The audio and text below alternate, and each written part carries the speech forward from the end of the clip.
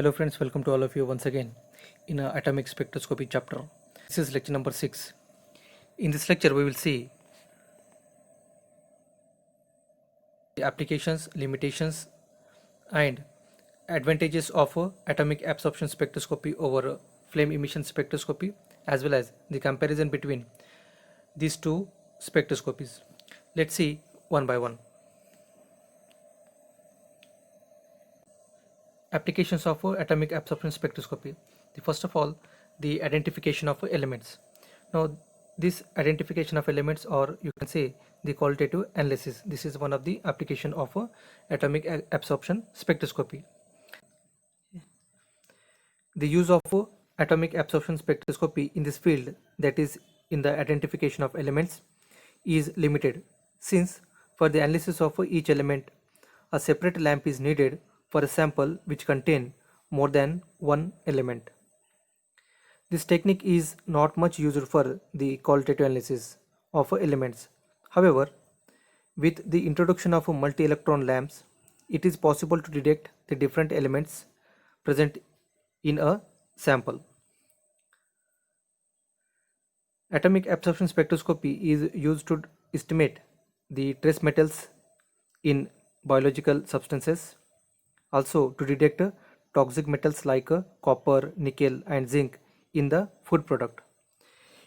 This technique is also used to estimate the sodium and potassium in the blood serum, as well as to estimate the lead in the petroleum products.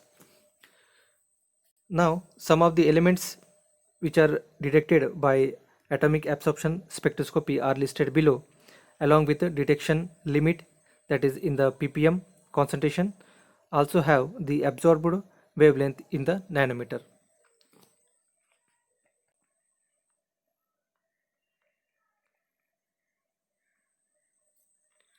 The next application is a quantitative analysis. Now again, this quantitative analysis is of three types. The first method is a calibration curve method. In this method, the series of standard solutions of a known element under study is prepared, that is standard solutions having concentration from 1 ppm to 10 ppm. They are prepared. Then the distilled water is introduced into the flame and readout device is adjusted to zero absorbance, or we can say the 100% transmittance. The standard solutions are then introduced one by one into the flame and their absorbance value are recorded. In the same way, the unknown concentration solution also introduced into the flame and its absorbance value is also recorded. A graph is plotted which having the absorbance value against the concentration of solutions. We will get a linear curve from which the concentration of a unknown solution can be determined, as shown in the figure. The next method in the quantitative analysis is a standard addition method. In this standard addition method, the absorbance of unknown concentration X is firstly recorded by introducing its solution into the flame with respect to blank. Then a series of solutions having known amount of unknown concentration along with a varying, that is a different amount of standard concentration are prepared. Later on, their absorbance is recorded with respect to blank by introducing them into the flame one by one. A graph is obtained, is extrapolated, or you can say extended to intersect the concentration axis. The point of intersection gives the concentration of unknown solution capital X, as shown in the figure. The third method in the quantitative analysis is a internal standard method. In this method, the internal standard is a substance which is added in a fixed amount to all standard solutions as well as blank and samples. Here, chemical nature of this internal standard should be similar to that of the substance which is going to be estimated, and also should not be present in that sample. Using appropriate halo cathode lamp, which is nothing but the source of light, the absorbance value are recorded for the internal standard and also for the analyte, which is nothing but the combination of a standard as well as a sample. After this, the ratio of absorbance of a analyte and internal standard is plotted against the concentration of standard solutions. From this graph, that is a calibration curve, that is the ratio of absorbance of analyte to the absorbance of internal standard versus concentration. The concentration of a sample, that is Cx, can be determined as shown in the figure. Now let's see the limitations of atomic absorption spectroscopy. Separate lamp is required for the analysis of each element, but we can use multi-element halocathode lamp for the simultaneous analysis of several elements. However, these multi-element lamps are very expensive.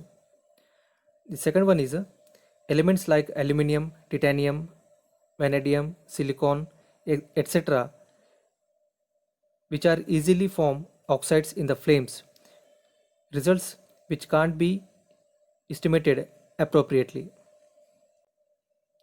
The next limitation is in aqueous solution, the signal is affected by the predominant anions. Next one, elements having absorbance value at the same wavelength. For such elements, analysis gives wrong results. Alkali metals like lithium, sodium, potassium have low ionization potentials, hence they get ionized at a high temperature flame very easily. So to prevent this, the moderate temperature is to be used. So these are the some limitations of atomic absorption spectroscopy.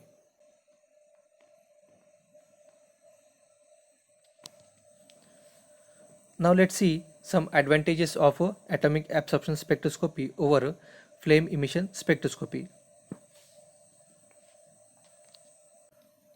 The atomic absorption spectroscopy technique is very specific as the atoms of a particular element absorbs their own characteristic wavelength.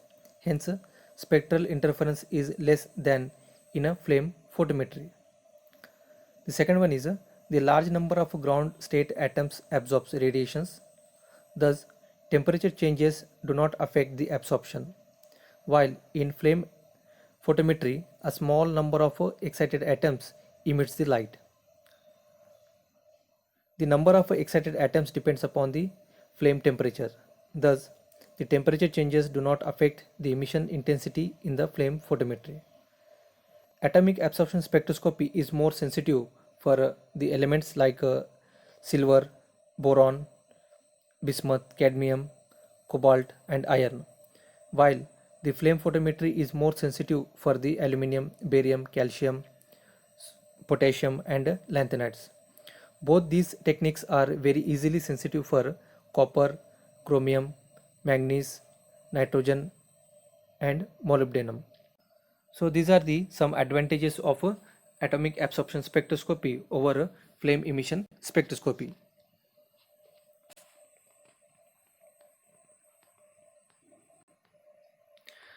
Now we will see some comparison between the atomic absorption spectroscopy and flame emission spectroscopy. Now in flame emission spectroscopy, when an element is introduced into the flame, a few atoms absorb the thermal energy from the flame and get excited. These excited atoms emit light and return to the ground state. The intensity of light is measured in this case.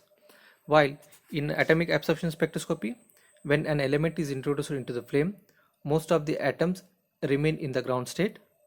These atoms absorb their characteristic wavelengths. This absorption of light is measured in this case. In flame emission spectroscopy, the emission intensity depends upon the number of excited atoms and hence which depends upon the flame temperature.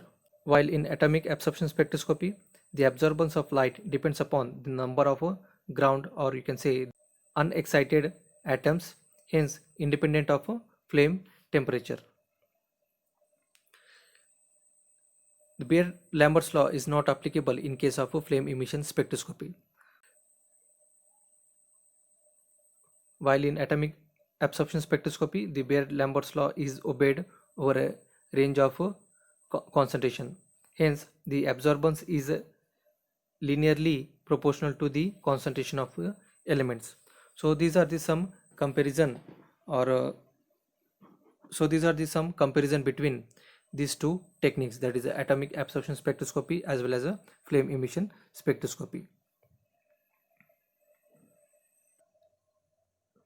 So in this lecture we have seen the applications of atomic absorption spectroscopy, limitations, as well as the advantages of atomic absorption spectroscopy over flame emission spectroscopy, and lastly we have seen the comparison between these two techniques. In this way we have completed the chapter, that is atomic spectroscopy. Thank you for watching.